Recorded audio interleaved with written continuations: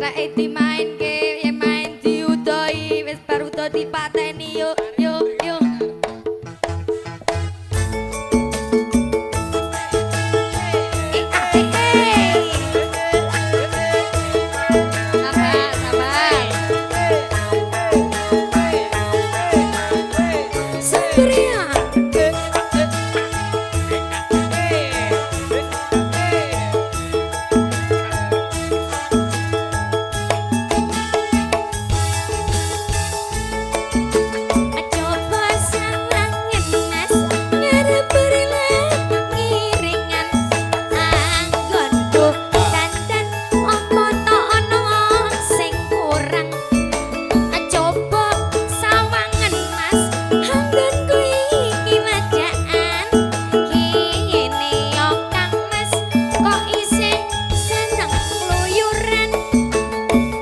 Gampang nesu, ojo gampang cemburu.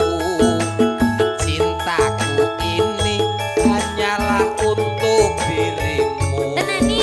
Ora nono wong liya kajaba mung sliramu. Merga sliramu paling istimewa bagiku.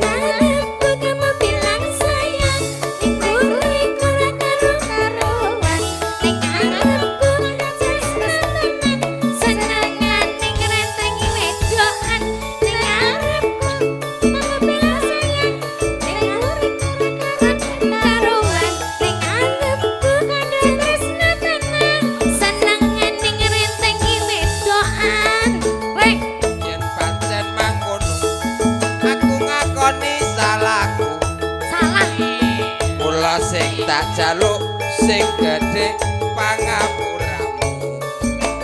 Janji sing tenan Mas, seneng rentengi wedokan bakal ayam tentrem anggoning urip bebrayan.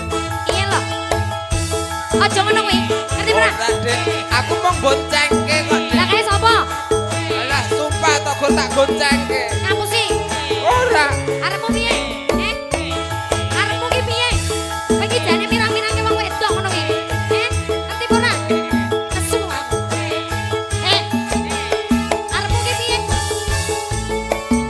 Coba sawangen Mas, ngarep beriman ngiringan. Anggonku dandan apa to ana sing kurang.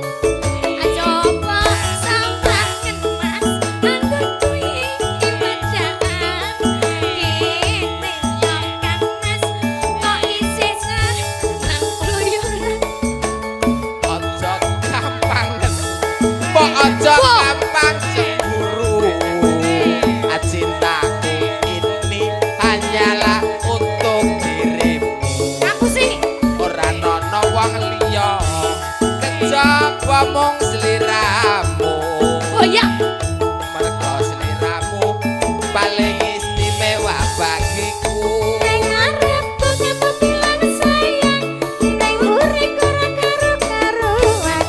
Nang arepku kandha tresna tenan, senengane ngrentengi wedokan. Nang arepku kamu bilang sayang, nang urip ora karo-karuan. Nang arepku kandha tresna tenan, senengane ngrentengi wedokan. Yen pancen mangkono aku ngakoni salahku. Yo salah. Mula sing tak jaluk Piye? sing gedhe pangapuramu. Janji sing tenan Mas, aja seneng rentengi wedokan. Bakal ayem tentrem anggoning urip bebrayan.